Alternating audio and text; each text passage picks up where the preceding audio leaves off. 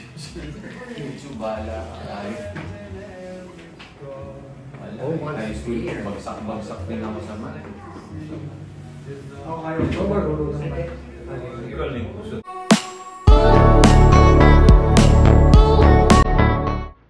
Sama-sama ang Soto family sa pagsalubong ng Pasko at dito nila napili mag-celebrate ng Christmas sa bahay ni Vic Soto at Pauline.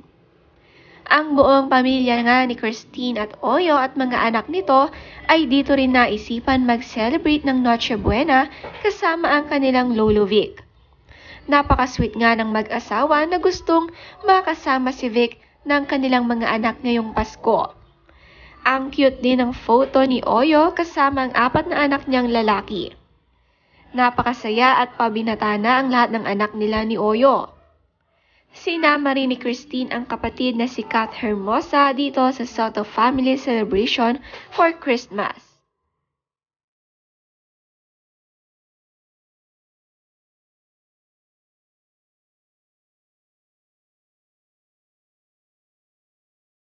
Very happy si Tali. Ngayong mayroon silang Happy Christmas dahil kumpleto ulit ang kanilang bahay ng mababait at mapagmahal na pamilya. Nakasama nga ni Tali ang kanyang mga pamangkin at tinuturuan siya nito mag-painting.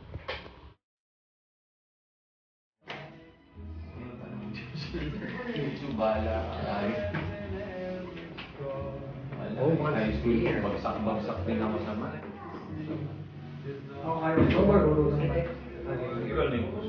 Napakasaya ng kanilang Christmas Eve dinner. Mas marami, mas masaya. Lalong-lalo na pag Pasko ay mas gusto nilang mag-celebrate with their families.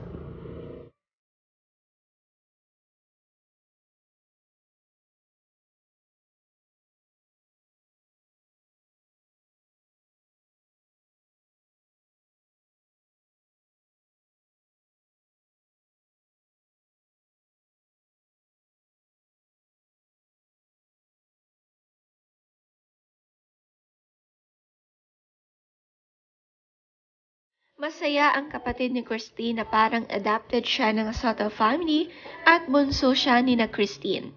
Narito ang kanyang sweet caption. Merry Christmas everyone!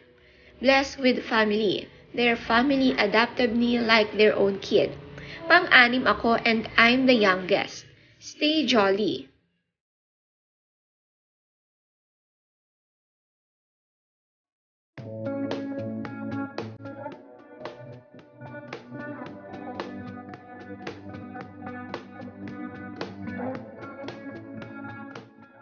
Si Lolo Vic naman natutuwang makita ang apo kay Christine. Kayang-kaya niya itong patawanin. Kamukhang-kamukha nga kasi ito ni Oyo kaya napakagaan ng loob sa isa't isa at magkamukha ang maglolo. Gusto lagi nga ni Baby natatanaw si Lolo Vic.